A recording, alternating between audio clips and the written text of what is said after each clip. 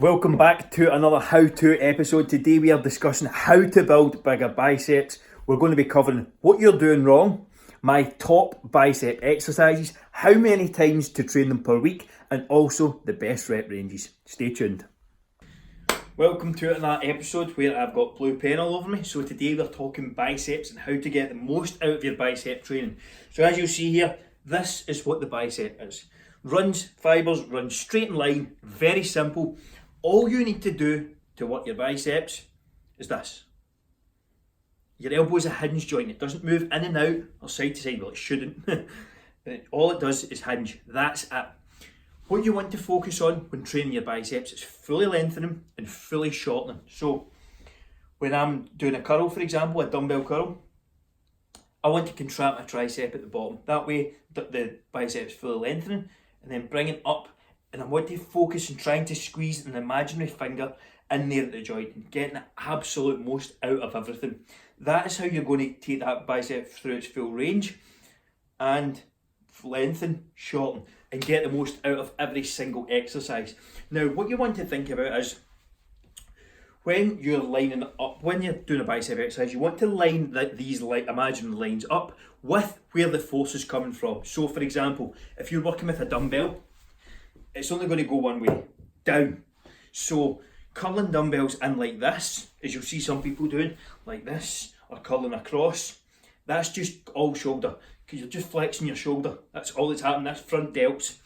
So what you need to do is focus, I'm using the pen here, is turn your body to the side, so you externally kind of rotate there, then you're just curling straight up. That way everything's in line. The dumbbell is only going down the way, and it's the same with a barbell. It's going to be very hard to do that with a barbell because you need to try and do it with both.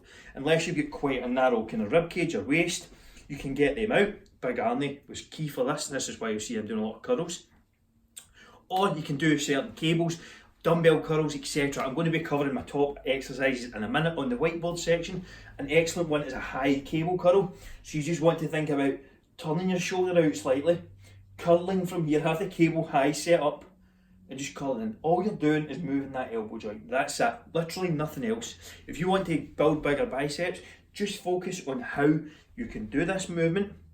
Simply moving your elbow joint back and forward, and by adding reps, sets and weights to it.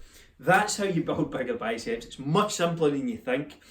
Find exercises that fit, that work well, and we're going to jump into a few examples of them right now. Now we're going to run through a couple of exercises and a couple of things to take note of. Firstly, execution hinge joint, only one plane of motion. Always think about that when you're doing any sort of exercise. How is it I'm going to make this muscle lengthen and shorten? That's how you get it to grow, and by applying load to that and applying extra weight, reps, sets, volume, that is how you get bigger. Frequency, how often can you train biceps? Probably 2 to 4 times a week, minimum 2. Up to 4 times if you're trying to bring them up. You could probably train them every other day if you're recovering well enough. So don't worry about overtraining or training them too much. They're going to recover very quickly if your nutrition, sleep, all that is on point. Rep ranges 8 through to 20. Use a variety. I wouldn't tend to go in the lowers, under any sort of 8 reps. It's a very small joint isolation. You can do a lot of damage if you're trying to curl massive amounts of heavy weight. Sticking in that 8 to 20 rep range is going to be kind of optimal level for that. For sets, I should probably put that up as well. Somewhere in the 10 to 20 range is normally good. Again, at the higher end if you're trying to bring it up, lower end if you're just trying to maintain. Exercise selection. This is absolutely key. And exercise execution as well. There's no point in doing a set of bicep curls like this. That's not working anything. What you need to focus on is taking a bicep through its full range of motion. So that is fully lengthening by taking the tricep, as I explained in the first section of this video, and fully shortening. So that is how you fully get the most out of a bicep. Not by doing this.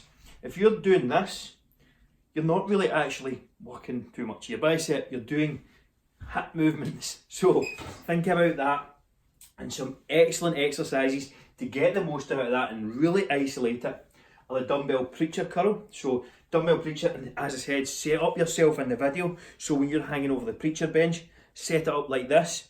so that the lines of force are in line with the dumbbell, which is only going to exert force down the way.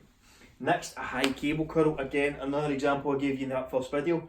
Making sure you're externally rotated slightly and just pulling towards and curling like that. Cable curl facing away. So this is where two cables are behind you. You're going to get tension that full way through the range, and you're not, as long as you're not doing this, going to be an excellent exercise choice. Dumbbell hammer curl, again, you do have fibres running up and down, straight up and down, so that's going to work more the outer head. And if you're just focusing on lengthening and shortening, shortening and lengthening, then you're going to get the biceps worked. Alternating dumbbell curl, this is one that I've mentioned in the first video as well. If you're standing up, doing a dumbbell like this, doing two dumbbell curls at the same time, if you can get your arms in, it's fine. But most people not be able to. You're going to have some sort of inward movement, which is just going to put tension on the shoulder.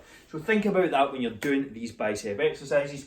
Hopefully you enjoyed these videos. If you did, let me know, leave a like, leave a comment below if you want to see more, what body part you want to see next. And hopefully you enjoyed it. See you in the next one.